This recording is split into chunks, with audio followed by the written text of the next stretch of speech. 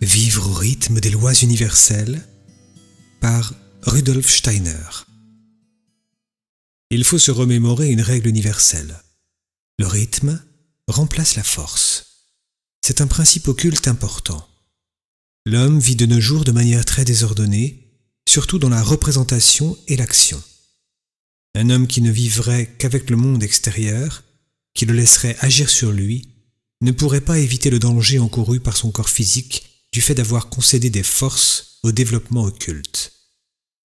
Il peut cependant faire une chose: accomplir certains actes avec une parfaite régularité.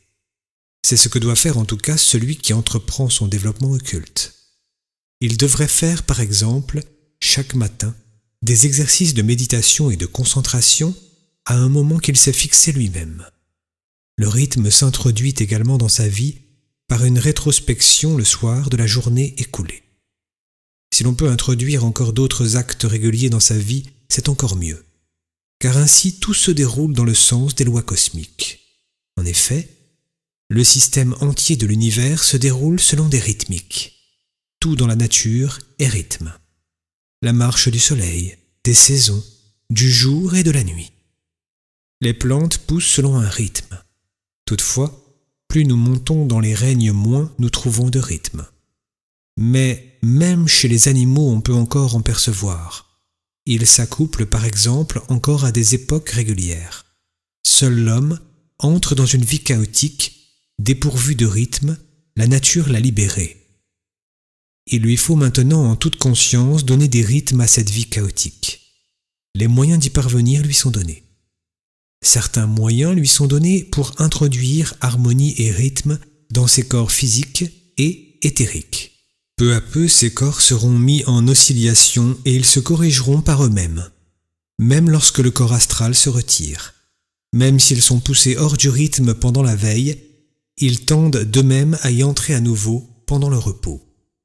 Les moyens doivent être mis en œuvre conjointement à la méditation. Ils consistent en 6 exercices. Le premier, le contrôle de la pensée. Il consiste tout au moins pendant de courts moments de la journée à ne pas laisser pénétrer en son âme des pensées décousues. Mais il faut établir la tranquillité dans le cours de ses pensées. On choisit un certain concept, on le place au centre de sa pensée et on ordonne soi-même logiquement les pensées de telle façon que celles-ci s'y rattachent. Même si cet exercice ne dure qu'1 minute, il est déjà d'une grande valeur pour le rythme des corps physiques et éthériques. Deuxième exercice, l'initiative dans l'action. On doit s'imposer des tâches, si petites soient-elles, de notre propre initiative. La cause des actes proviennent le plus souvent des devoirs familiaux, de l'éducation, de la profession, etc. Songez seulement au peu d'actes issus de votre propre initiative. On doit donc consacrer un peu de temps à laisser jaillir des actes de sa propre initiative. Il n'est pas besoin que ce soit des choses importantes, des actes modestes atteignent le même but. Troisième exercice, l'équanimité. Il faut apprendre à équilibrer les oscillations entre l'exubérance et l'abattement. Ne pas vouloir faire cet exercice sous prétexte de perdre la spontanéité des actes ou le sens artistique, c'est ne pas pouvoir parcourir un développement occulte. L'équanimité signifie dominer le plaisir le plus grand comme la douleur la plus profonde. En effet, on ne sera vraiment réceptif à la douleur et à la joie du monde que si l'on ne s'y perd plus et que l'on ne s'y adonne plus égoïstement. Les plus grands artistes ont atteint, précisément par l'équanimité, le sommet de leur art. Cette vertu a ouvert leur âme à des choses subtiles et profondes.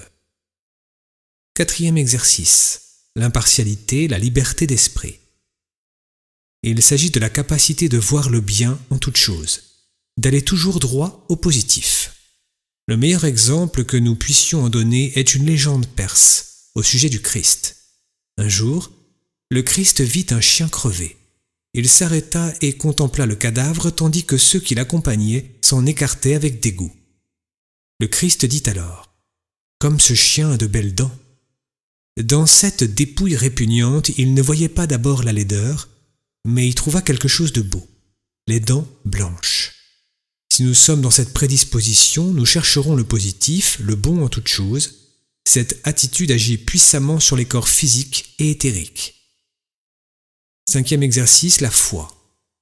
La signification occulte de ce mot est différente de celle qu'on lui attribue dans le langage ordinaire.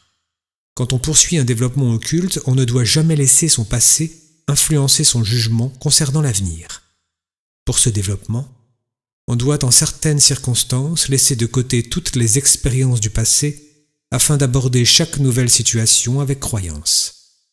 L'occultiste doit faire cela consciemment. Par exemple, si quelqu'un dit que le clocher de l'église est incliné à 45 degrés, tout le monde dira que cela est impossible. L'occultiste, lui, doit pourtant se réserver une porte de sortie. En effet, il doit aller jusqu'à croire tout ce qui arrive dans le monde, sinon il se fermerait la voie à de nouvelles expériences. Il faut se libérer pour de nouvelles expériences, ce qui met les corps physiques et éthériques dans un état de volupté comparable à l'animal, couvant ses petits. 6e exercice, l'équilibre intérieur. Cet équilibre se développe peu à peu comme par lui-même à partir des 5 qualités citées. L'être humain doit porter toute son attention à ces 6 qualités. Il doit prendre sa vie en main et avancer lentement, comme le dit le proverbe, la goutte finit par percer la pierre. Si l'homme acquérait les forces supérieures par de quelconques artifices magiques, sans considérer cela, il se trouverait dans une situation fâcheuse. Dans la vie actuelle, l'esprit et la matière sont mélangés comme le seraient par exemple des liquides bleus et jaunes dans un verre. Le développement occulte s'accompagne d'un processus semblable à une séparation chimique de 2 liquides. L'esprit et la matière se séparent de la même manière, mais l'homme perd ainsi les bienfaits du mélange. Car du fait que l'âme est liée au corps physique, l'être humain ordinaire n'est pas soumis à des passions caricaturales ou grotesques. Par cette séparation, il peut se produire que le corps physique, laissé à lui-même et à ses propriétés, sombre dans toutes sortes d'excès. Ainsi, il peut arriver chez un être humain engagé dans un développement et n'ayant pas pris soin de cultiver des qualités morales, que surgissent effectivement des traits de caractère restés sinon inapparents.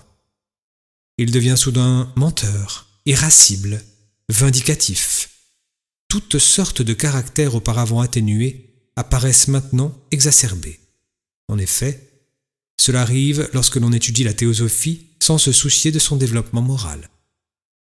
Nous avons vu que l'homme franchit d'abord le stade de la contemplation et ensuite seulement celui de l'audition spirituelle. Au degré de la contemplation, on doit apprendre en premier lieu à lier les images aux objets. Si on s'abandonnait sans autre à la mer tumultueuse des expériences astrales, on s'y perdrait. C'est la raison pour laquelle on a besoin à l'entrée d'un guide qui montre le rapport des choses et comment trouver le chemin.